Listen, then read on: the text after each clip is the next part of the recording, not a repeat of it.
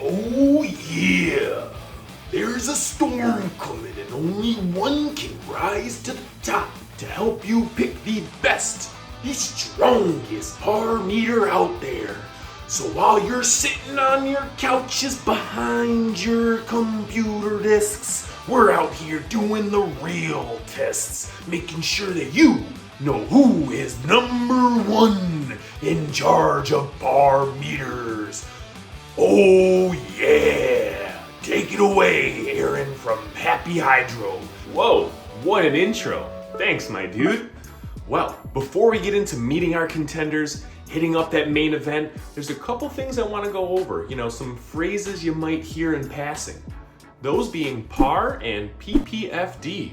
So PAR is photosynthetically active radiation.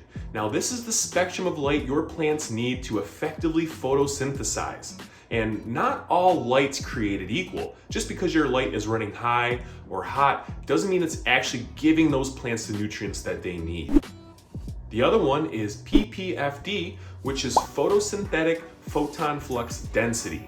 Now this is measured in micromoles per meter squared per second. This number gives you the amount of usable light that's hitting your canopy. Well, that's really it. That's a quick refresher course. Let's go check out the contenders and get to that main event. Let's go. Whoa, brother, before we go any further, don't forget to stop on over to happyhydro.com to get all of your indoor gardening supplies. And please like this video and subscribe to our channel for more amazing content.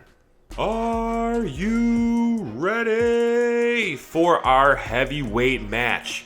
First, introducing the Photobio by Phantom, which is backed by Hydrofarm. So this meter boasts measurements which are standard par between 400 and 700 nanometers with a stated resolution of 1 micromole per meter squared per second and a measurement range of up around 4,000 micromoles, which is pretty typical for most par meters anyway. So enough about what they say. Let's take a look at this bad boy, this rugged wrestler. Comes out of the box looking fresh with a nice hard case. Let's see what he has to say. Oh, anyone home? All right, let's spin this bad boy around and get on in there. Am I right? Whoa.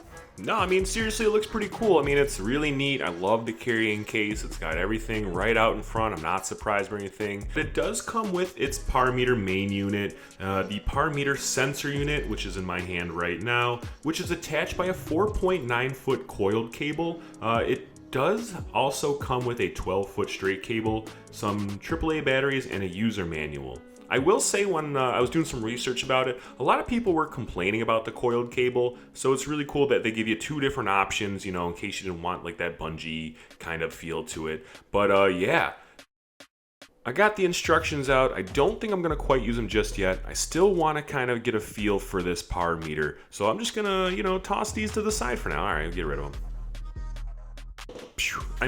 Off the rip, it seems like a really quality piece of grow equipment. It's super sleek. I do appreciate that it has a detachable sensor. Sometimes I notice when I'm trying to get a reading and my sensor is attached to like the LCD screen and I'm under the light, it's really tough to see, or I have to be in there with it. But this is nice because you can kind of get that distance, that separation. Picking it up, it's made of decent plastic. It's not like super heavy duty plastic, but it's on the harder side. It's got some little grippies on the side, not super texturized, but still kind of ergonomic. And, we're just going to get some batteries in this bad boy and really open it up and see what it can do. Okay, while I get this battery situation figured out, I will say that this par meter sells for about $150 to $200 depending on where you get it from. And the other thing to keep in mind is that it will not register far red wavelengths, which is like 730 nanometers, or UV accurately. And it's only calibrated for par only. Well, a couple things on getting started. You're going to want to connect the sensor unit to the par meter main unit with the coiled cable or the straight cable. Then, we're going to put the batteries in, get the batteries in there, close it, and we're all good to go, right?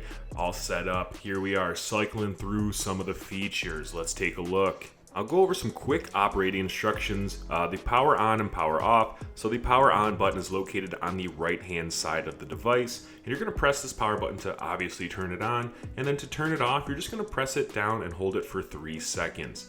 This device also comes with a log function. You're going to press the down arrow to record the measurement data, a hold function, and for this you're going to press enter to hold the measurement value and then press enter again to exit that hold function. Lastly, that mode button is just going to cycle you through all the different modes we talked about. Okie dokie, here are some pros and cons for our first contender. For the pros side, we do have an affordable hardware solution. This is roughly 1/4 the price of some high-end meters in that 150 to 200 range. It's good accuracy in practice. Only receive reports between 2 and 5% deviation. And also it's easy to use, portable, and helps optimize yields. I do also have some cons on the stat sheet for this participant. It's not an E-PAR, so there's no far red like I had mentioned earlier, so it's really restricted to that 400 to 700 nanometer range.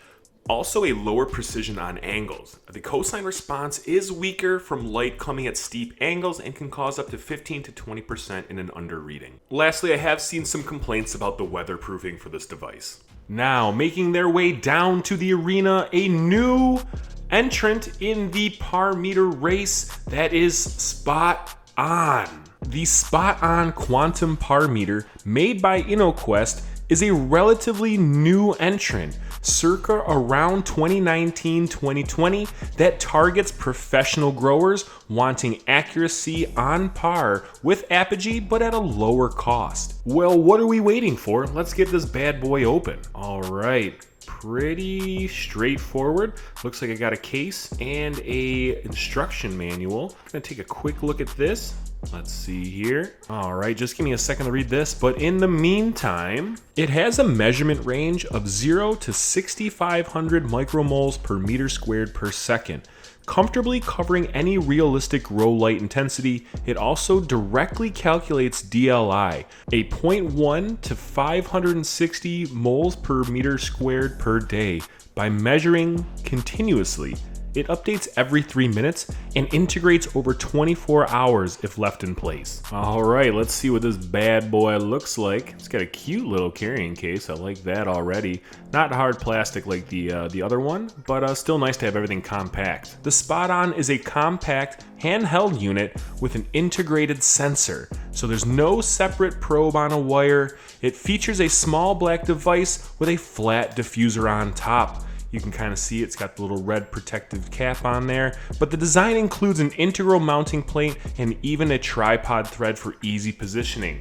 So we got the booklet. Let's get into what we have going on here. A little bit more about the SpotOn Par Meter is that it has a spectral range in the standard 400 to 700 nanometer par band, but it also has an excellent cosine response. I did see that it reads accurately up to greater than 80 degrees incidence. The device is also water resistant. It has a rating of an IP65, which is resistance to spray and humidity, but not submersible.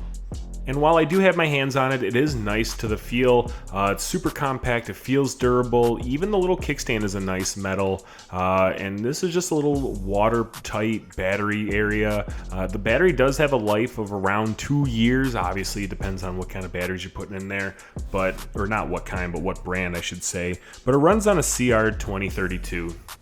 Feels pretty durable in my hands, and it does retail for around $299.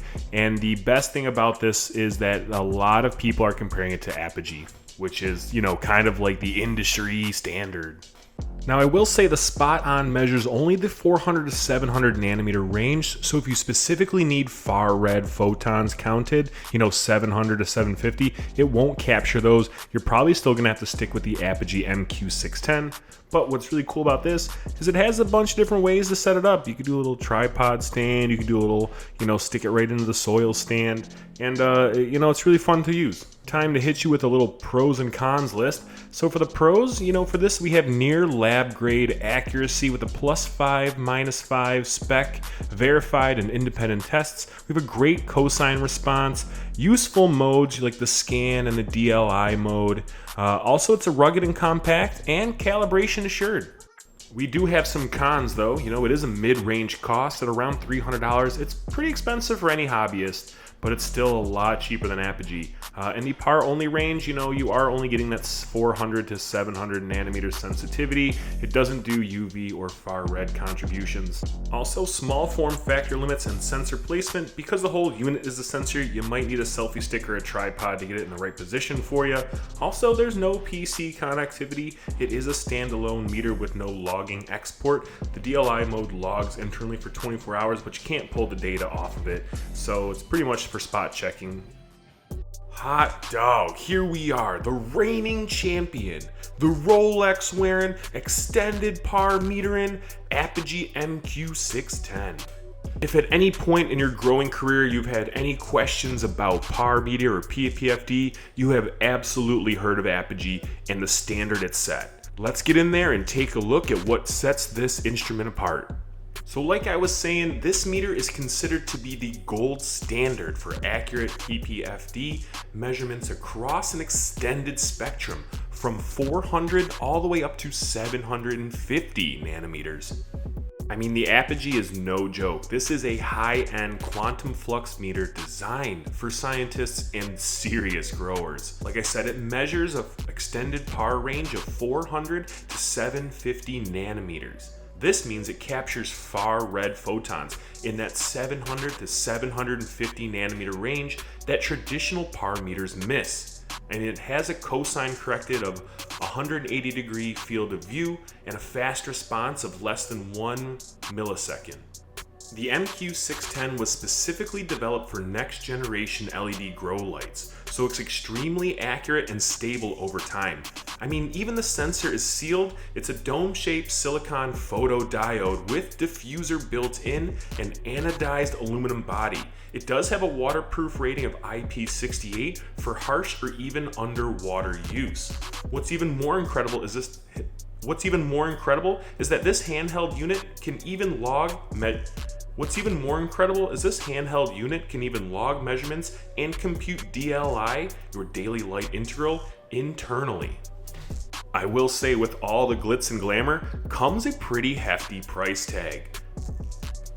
Another grower noted a few years ago, Apogee meters cost around $300, whereas newer models like the MQ-610 run around $599. It's really easy to use. It comes with a battery, so you can just pop it in there and get going right away. And if you guys have watched any of my light review videos or anything like that, this is the instrument that I use so that I can get you guys the most accurate reading on how these lights are performing. I have a lot of confidence in this instrument and the scientists behind it.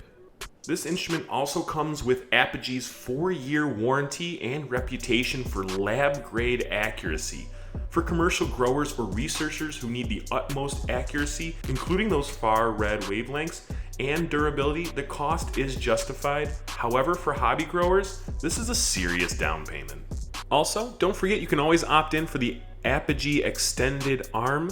It's just a telescopic arm to help you get those par readings in some of those harder to reach places. All right, for a quick recap on the pros and cons, it does have top tier accuracy and is virtually the gold standard for par measurements. An extended spectrum, you do get that 400 to 750 nanometer capturing far red outputs from the modern LEDs.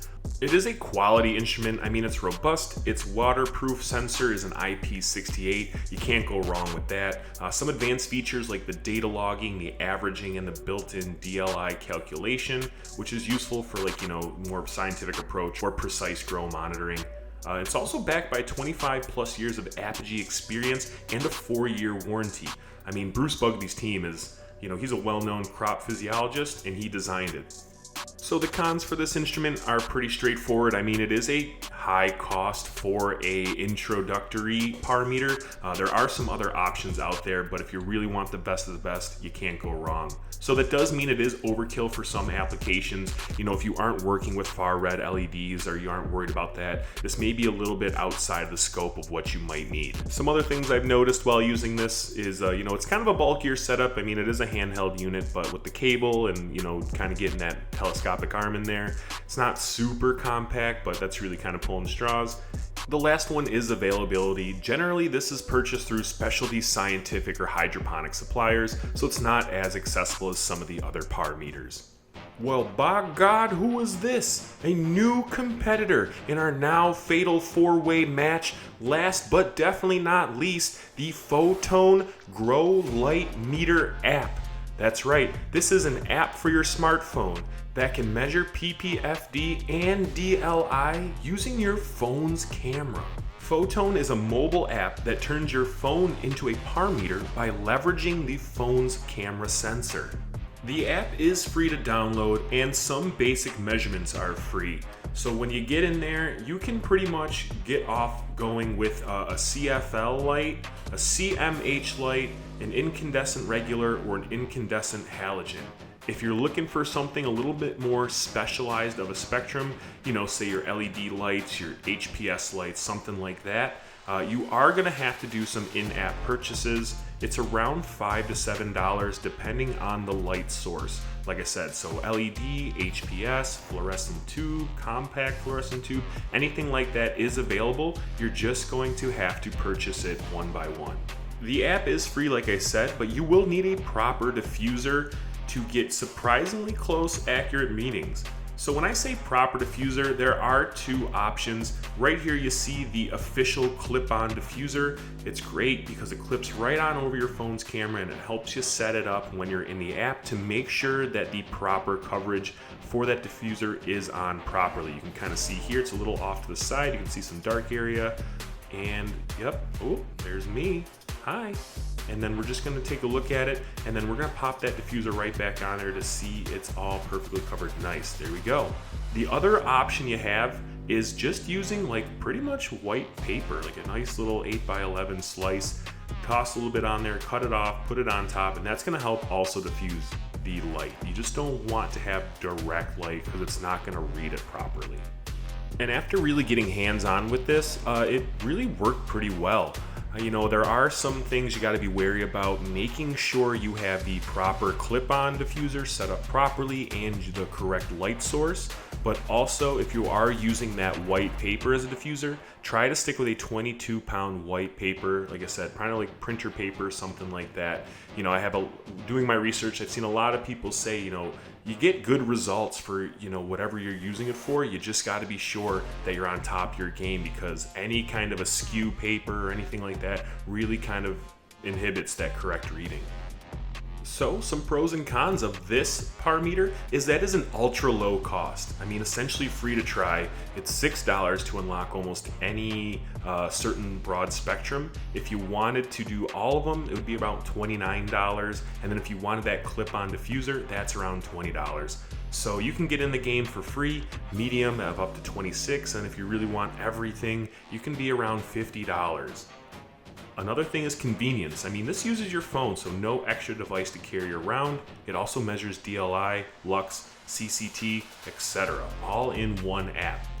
It is surprisingly accurate if used correctly. Many growers report Photone is within 5 to 15% of Apogee readings on LEDs, and we're going to get into that pretty soon. Also, there's regular updates. Because it's a part of your phone, it does do updates. The developers are actively improving calibrations and even publish comparisons. And as of 2025, they rank as the top light meter app due to focusing on plant lighting needs. Also, it is multi-platform, so there is availability on iOS and Android phones, enabling virtually everyone to get a smartphone to measure their PAR. Here are some of the cons for this though. It requires careful use. The diffuser is an absolute must, and the correct app settings have to be every time. There is some user error when getting up and going with this, so you have to be careful of those. Also, variable accuracy by device. The Photone is calibrated per device model, but camera's different, so two phones may give slightly different readings, around plus minus 10%. There is also no true far red measurement. It measures what the camera sees, which is roughly 420 to 680 nanometers typically. Beyond 700 nanometers, a phone camera sensor has low sensitivity due to IR filters. There is also limited cosine correction. And you know, you kind of are dependent on the phone hardware. So if your phone is busy or you dies or you lose your meter, also, you know, it might be a little awkward when you're using your phone and trying to take pictures and do a lot of stuff. So just keep that in mind. Now time for the Par Meter Showdown. Reintroducing the SpotOn Quantum Par Meter. Next, the Photobio.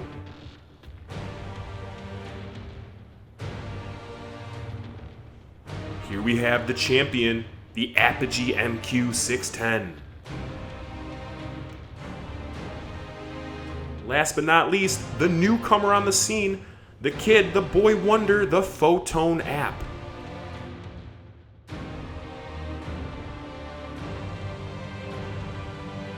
Let's get our light dialed in, and the stage is set.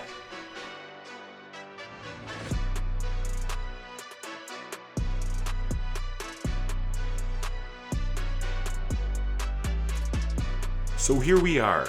Our contestants are huddled in the arena, ready to go. Our light is at 55%, and we are about 35 inches from our light source. Let's see what we got. Off the rip, these contestants are doing what they do best, and that's par reading. And as we do a little flyover, we see a variety of readings that we're getting, anywhere from 166 to 195, Apogee at a 191, and we're all kind of in the same range.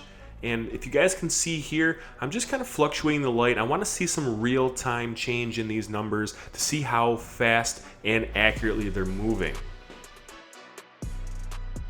It looks like they're all reacting really well. I mean, it's a quick change whenever the light's changing, so I can see that they're updating their readings in real time.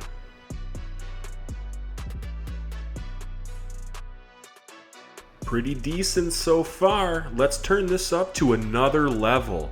So I'm still at that 35-inch range, but now my light is at 100%. And let's see what these meters are getting at. All right, gang, let's get a close-up of this action. We are at 100% light and 35 inches away. The SpotOn is around 326, 328. The Photobio 311 to 313. Apogee comes in around 321, and the Photone at around 283. Some pretty solid readings so far. I mean, is anyone surprised, shocked at any of the moves that our contestants are doing? Well, hold on still, because we have another phase of our tests. We are going to raise this level up and take it even further. So here we are, top shelf, creme de la creme. I have my light on at 55%, and we are 18 inches away. Perfect canopy height. Let's see what we got. Well, let's get a tight shot of the action. Looks like we got a 329 from the Photone, 355 from Apogee, 334 from the Photobio, and 335 from the SpotOn. Not bad readings. I will say I am a little surprised that the Photone is better reading closer to the light than it looked like it was earlier. I don't know if it was just the distance or whatever, but it seems like it's doing a pretty good job holding its own against some top tier par meters. Let's get dynamic. We're going to check out the real-time response. We're going from off to 100%. Here we go. A pretty quick response time from our fierce battlers. All right, let's get floor level. Looking at about a 561 from the Photone, a 590 from the Apogee, a 560 from the Photobio, and a 560 from the SpotOn. Man, these are some readings for sure. Well, that is it, folks. That is the end of our trial runs. We have met the competitors, we've watched them fight it out in the arena, and we've got hopefully the answers that we're looking for. You know, there is so much that goes into your own individual grow. Whether you're a professional grower or a hobbyist gardener, you know, you want the tools that fit your gardening lifestyle and what you're trying to achieve. I mean, what do we think? Do we expect these results? What instrument are you going to use moving forward? I know there's a bunch of different options from all over the price budget range to capabilities to everything that goes into making you have a successful grow. So drop a comment down below which one you would buy, which one's trash, which one's worth it. I want to know it all.